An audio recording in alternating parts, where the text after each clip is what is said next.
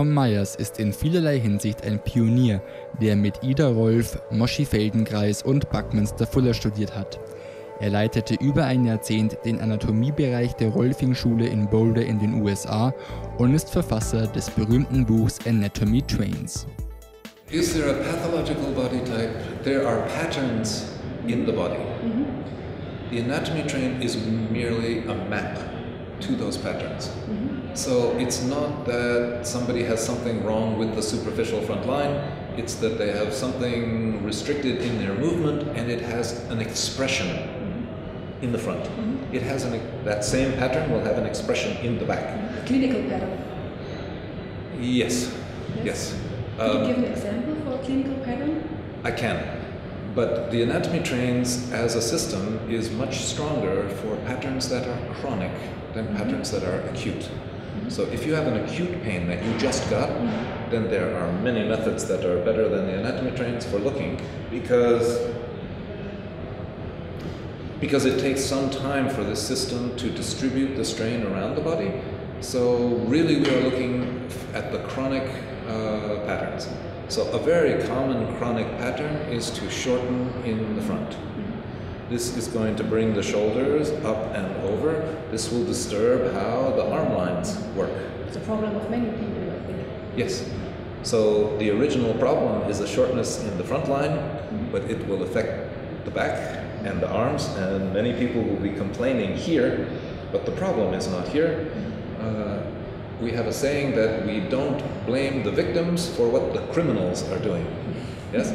So these are the victims, these are the criminals, and we use the anatomy trains to see what the pattern is and to unravel the pattern and hopefully to have the pain go away. So just as an example, I'm going to use the TheraBand to mock up one of the lines on floor here. And we have it simulating his plantar fascia going around the heel. We have dissected many times to make this connection between the plantar fascia and the Achilles tendon and the triceps surae, and they interlock with the ischiopleurale, and then the ligamentum sacrotuberal comes across the sacrum onto the thoracolumbar fascia and right up the erector spinae to the back of the neck, and we even can take the fascia in one piece all the way to the supraorbital ridge, and so all the way from the toes to the nose really is one fascial sheet. Now, if you're going to apply this, I'll just take a little bit of the tension off and make it go to the nuchal ridge on the occiput. So if you could start a roll down just with your head, you can see how this line, and now continue in a roll down towards Uttanasana, towards a forward bend in yoga. He is feeling, I'm feeling, maybe you are seeing how the TheraBand is getting longer and longer. We are obviously making the superficial back line long, so any of the forward bends is going to stretch the superficial back line, engage the front line.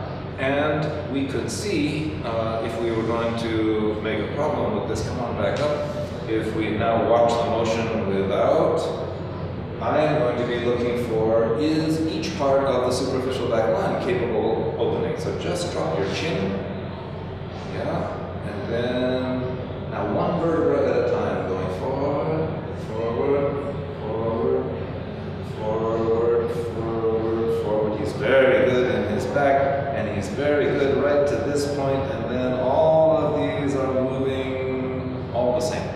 So I'm not getting the fanning right here of the spinous processes that I would like to see, and when he comes back up, if you watch my fingers, do my fingers come back together again? I'm sorry, no they don't, because this part of his back is not as open as the rest. So I'm going to use the continuity of the line to help me see where he could use a little help in getting the body longer, or in some cases stronger if it's too weak. In this case we were looking at the length.